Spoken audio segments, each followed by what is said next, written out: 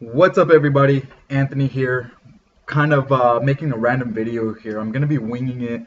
I don't have any specific topic at the moment. I'm sure I'll have something by the end of the video. Acquaintances that I've made through YouTube and social media have been asking me things like, what do you recommend for new people, for beginners to do with cryptocurrencies, or how to invest in cryptocurrencies? And I think it's easy to answer because I don't believe that everyone should be buying Bitcoin. As you can see, it's really high, and it's really scary to kind of know that this whole futures thing came in, and it could totally affect what happens with Bitcoin. I don't see why it wouldn't. As of right now, it's been going up, but there's you never know what might happen in the future. It's still very new. There's a lot of time that needs to pass, and if it passes the test of time, then it'll be okay. If I was starting right now, but knowing what I know already, I would definitely start with ICOs. Why? You're getting them for very, very cheap. The only problem with ICOs is you have to do your homework and you have to have a little common sense. If a company is, for example, we're gonna bring the first, debit cards to blockchain, where you can have up to, what we'll cover 20 up to 20 different currencies, and it'll probably be like the 20 main ones. And if you have any of these cryptocurrencies, you can use them just as cash anywhere that accepts Visa or MasterCard, right? Well, if you see an ICO that's like that, well, then you have to ask, okay, how do they plan on doing this? And in their website, on their social media, do they answer this? Do they actually go into detail about how they plan on actually bringing about a card that you can actually use, like a regular debit card, that has your funds in Bitcoin, Litecoin, Ethereum, whatever it may be? How are they going to do that? How are they going to be able to is the CEO someone who's worked with Visa and MasterCard, or some sort of financial institution in the past? Or is it people just promising that they're going to do it somehow? These are some of the things that, they might seem obvious at the moment, but a lot of people don't ask. And, there's things like, for example, Potcoin. I get it. People are like, oh, Popcoin's good because there's so many people who, when they go to dispensaries, they want their anonymity. They don't want the government to, for example, maybe know that they went and purchased some medical marijuana. Well, okay, that's all fine and dandy, but why wouldn't they just use Litecoin? Like, think about it. If it's for anonymity, well, every cryptocurrency as of right now is pretty anonymous. And if anything, Litecoin and Bitcoin and Ethereum have a lot more capital. They're a lot more stable. I could see a company that's going to accept cryptocurrency for payments or whatever.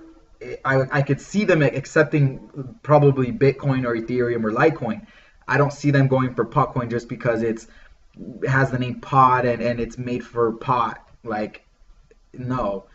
I think it would be smarter for them to accept something like Litecoin or something. So these are the type of things you have to think about when you're going to invest into ICOs. Now, that's not the only option. If I was starting out, I would definitely look into buying cheaper cryptocurrency. So obviously I would buy Bitcoin, but instantly transfer it to different cheaper cryptocurrencies like EOS. There's what's another good one? Stellar Lumens is one that I really am bullish for next year. Litecoin, although Litecoin might be too expensive for the average beginner. So, just pick something that's maybe less than $5. I would pick about 4 or 5 of them. That's kind of the strategy I've been doing, and I'm not so big on just investing anymore. I like the ICOs more. One other thing I do want to touch on is people are asking me about BitConnect and ETHConnect or whatever.